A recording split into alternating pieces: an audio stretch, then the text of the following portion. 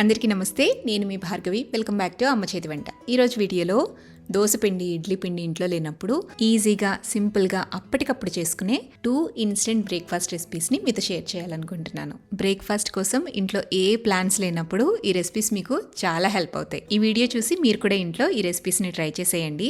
Late చేయకుండా 1 by 1 ఆ recipes ఏంటో చూసేద్దాం. ఫస్ట్ రెసిపీ వచ్చేసి రవ్వ ఊతప్పం అండి. రవ్వ ఊతప్పాన్ని ఎలా చేసుకోవాలో ఇప్పుడు చూద్దాం. దీనికోసం ఒక మిక్సింగ్ బౌల్ తీసుకుని అందులోకి 1 కప్పు దాకా సూజీ వేసుకోండి. ఇందులోకి రుచికి తగినంత ఉప్పు, 1 టీ స్పూన్ దాకా జీలకర్ర, పావు టీ స్పూన్ దాకా వంట సోడా వేసుకోండి. ఇందులోనే 1 టేబుల్ స్పూన్ దాకా సన్నగా కట్ చేసి పెట్టుకున్న కరివేపాకు తరుగును కూడా వేసేసి బాగా మిక్స్ చేయండి. ఇప్పుడు మనం ఏ కప్పుతో అయితే రవ్వ తీసుకున్నామో ఆ కప్పుతో 1/2 కప్పు దాకా పెరుగుని వేసుకోవాలి. కొంచెం పులిసిన పెరుగు అయితే ఊతప్పం టేస్ట్ బాగుంటుందండి. సో పెరుగు వేసిన తర్వాత బాగా కలిపేసేయండి. ఇందులో కొద్దిగా నీళ్లు వేసేసి ఇలా గట్టిగా పిండిని కలుపుకోవాలి. ఈ రవ్వ అనేది నానిన తర్వాత మనం పిండి కన్సిస్టెన్సీని అడ్జస్ట్ చేసుకోవచ్చు. సో వాటర్ వేసిన తర్వాత ఇలా కలుపుకున్న పిండిని మూత పెట్టేసి ఒక 15 నుంచి 20 నిమిషాల పాటు పక్కన పెట్టేసేయండి. ఈ పిండి నానేలోపు సింపుల్గా అయిపోయే టమాటా చట్నీ చేసుకుందామండి. స్టవ్ మీద కడాయి పెట్టుకుని అందులోకి 1 టేబుల్ స్పూన్ దాకా ఆయిల్ వేసుకోండి. ఇందులోకి 1 ఇంచు దాకా అల్లాన్ని తీసుకుని ఇలా కొంచెం చిన్నగా కట్ చేసుకుని ఆయిల్లో ఫ్రై చేయండి. తర్వాత ఒక 3 లేదా 4 వెల్లుల్లిపాయలను కూడా ముక్కలుగా కట్ చేసుకుని ఫ్రై చేయండి. నెక్స్ట్ ఇందులో 1/2 టీ స్పూన్ దాకా జీలకర్ర, కారానికి తగ్గట్టుగా 2 లేదా 3 ఎండుమిర్చి కూడా వేసి ఒక్కసారి కలపండి. ఇప్పుడు మీడియం సైజులో ఉండే 2 టమాటాలను తీసుకుని ఇలా పెద్ద ముక్కలుగా కట్ చేసుకుని ఈ నూనెలో వేసి ఒకసారి అంతా కూడా కలిసేటట్టుగా కలుపుకుని మూత పెట్టి టమాటా ముక్కలన్నీ కూడా సాఫ్ట్గా మగ్గేంత వరకు మగ్గించుకోవాలి. ఇలా టమాటా ముక్కలు మగ్గిపోయిన తర్వాత స్టవ్ ఆపేసేయండి. తర్వాత ఇందులో పావు టీ స్పూన్ దాకా పసుపు వేయండి. అలాగే కొద్దిగా కొత్తిమీర కూడా తీసుకుని ఇలా చేత్తో తుంపి ఇందులో వేసేసి బాగా కలిపేసేయండి.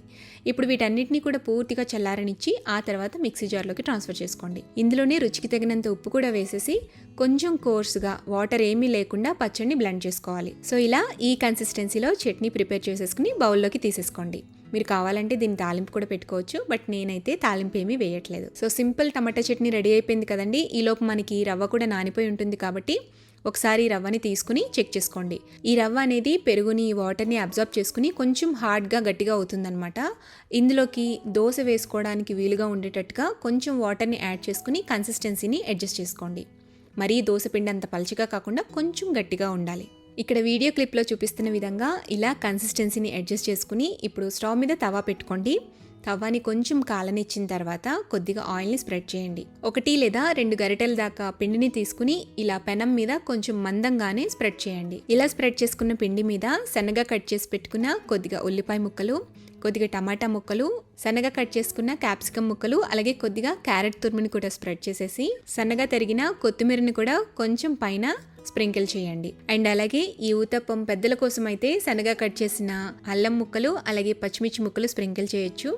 అండ్ పిల్లల కోసం అయితే కొంచెం కారాన్ని స్ప్రెడ్ చేయండి, సరిపోతుంది. ఇప్పుడు ఈ ఊతప్పం మీద కొద్దిగా ఆయిల్ని వేసేసి మంటని లో టు మీడియం ఫ్లేమ్లో అడ్జస్ట్ చేసి మూత పెట్టి ఈ ఊతప్పాన్ని కొద్దిగా కాలనివ్వండి. సో 1 నిమిషం పాటు ఈ ఊతప్పం కాలిన తర్వాత రెండో వైపుకి ఫ్లిప్ చేసుకోండి. కొంచెం ఆయిల్ని స్ప్రెడ్ చేసి రెండో వైపు కూడా ఒక 1/2 నిమిషం పాటు ఉంచి తర్వాత సర్వింగ్ ప్లేట్లోకి తీసుకుని మనం తయారు చేసుకున్న చట్నీతో వేడివేడిగా సర్వ్ చేసేయండి. అంతే, చాలా సింపుల్గా, క్విక్గా, ఈజీగా అయిపోయే ఇన్స్టెంట్ బ్రేక్ఫాస్ట్ రెసిపీ రవ్వ ఊతప్పం రెడీ అయిపోతుంది. చాలా ఈజీగా చేసుకోవచ్చండి. అండ్ టేస్ట్ కూడా చాలా బాగుంటుంది.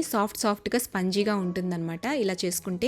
మీరు కూడా ఈ రవ్వ ఊతప్పాన్ని ఇంట్లో తప్పకుండా ట్రై చేయండి. ట్రై చేశాక మీకు ఎలా కుదిరింది అనేది నాతో కింద కామెంట్ సెక్షన్లో షేర్ చేసుకోండి. నెక్స్ట్ ఇప్పుడు ఇన్స్టెంట్ బేసన్ దోశని ఎలా చేసుకోవాలో చూసేద్దాం. ఫస్ట్ ఒక మిక్సింగ్ బౌల్ తీసుకోండి. అందులోకి 1 కప్పు దాకా శనగపిండి వేసుకోండి. ఈ శనగపిండిలోకి 2 టేబుల్ స్పూన్ల దాకా బొంబాయి రవ్వ వేసుకోండి. అలాగే 2 టేబుల్ స్పూన్ల దాకా గోధుమ పిండి కూడా వేసుకోండి. నెక్స్ట్ ఇందులోకి రుచికి సరిపడా ఉప్పు వేయండి. అలాగే పావు కప్పు దాకా పెరుగు వేసుకోండి. కొద్దిగా నీళ్లు వేసుకుంటూ పిండిని ఉండలు లేకుండా కలుపుకోండి. ఇలా కలుపుకున్న పిండిని మూత పెట్టేసి 10-15 నిమిషాల పాటు పక్కన వదిలేసేయండి.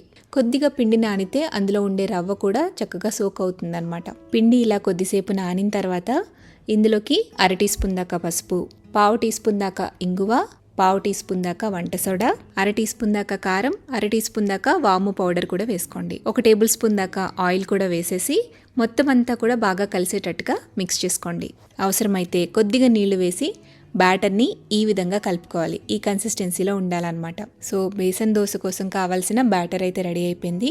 ఇలా కలుపుకున్న పిండిని పక్కన పెట్టి దోశలోకి కావాల్సిన స్టఫింగ్ తయారు చేసుకోవడానికి ఒక బౌల్ తీసుకోండి. బౌల్లోకి బాగా సన్నగా కట్ చేసి పెట్టుకున్న ఒక పచ్చిమిర్చి వేయండి. అలాగే పావు కప్పు దాకా సన్నగా తరిగి పెట్టుకున్న ఉల్లి తరుగు, 2 టేబుల్ స్పూన్ల దాకా సన్నగా కట్ చేసి పెట్టుకున్న క్యాప్సికం ముక్కలు, 2-3 టేబుల్ స్పూన్ల దాకా తురుముకున్న క్యారెట్, ఇలా చిన్న చిన్న క్యూబ్స్ లా కట్ చేసుకున్న పన్నీర్ క్యూబ్స్ ని 2-3 టేబుల్ స్పూన్ల దాకా వేసుకోండి. అలాగే 2 టేబుల్ స్పూన్ల దాకా సన్నగా కట్ చేసి పెట్టుకున్న కొత్తిమీర, అలాగే 1/2 టీ స్పూన్ దాకా మిరియాల పొడి కూడా వేసుకోండి. ఇక్కడ మిరియాల పొడికి బదులుగా మీరు చాట్ మసాలా వేసుకోవచ్చు, పెరి పెరి మసాలా వేసుకోవచ్చు, లేదా మ్యాగీ మసాలా పౌడర్ అయినా వేసుకోవచ్చు. సో మీకు ఏ ఫ్లేవర్ నచ్చితే ఆ పౌడర్ని ఇందులో యాడ్ చేసుకోవచ్చు. సో స్టఫింగ్ రెడీ అయిపోయింది కదా, దీన్ని పక్కన పెట్టేసుకుందాం.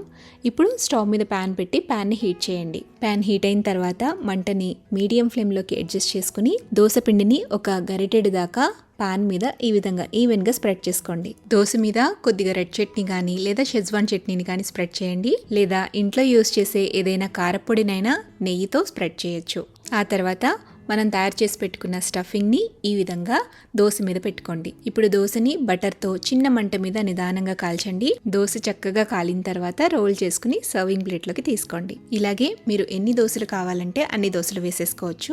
కాస్త డిఫరెంట్గా చీజీగా దోశ కావాలి అనుకుంటే గ్రేట్ చేసుకున్న చీజ్ని ఈ దోశ పైన వేసి దోశ చక్కగా కాలిన తర్వాత రోల్ చేసుకుని సర్వింగ్ ప్లేట్లోకి తీసుకోండి. మనం నార్మల్ దోశ పిండితో ఎలా అయితే దోశలు వేసుకుంటామో అలాగే రకరకాల దోశలు ఈ శనగపిండి దోశ బ్యాటర్తో కూడా చేసేసుకోవచ్చు.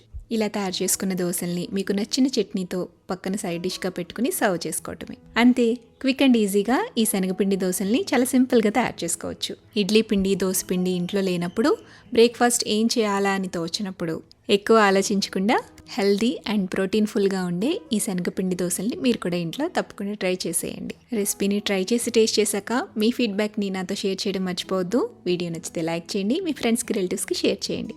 మరిన్ని టేస్టీ సింపుల్ క్విక్ రెసిపీస్ కోసం అమ్మ చేతి వంట ఛానల్ని సబ్స్క్రైబ్ చేయండి.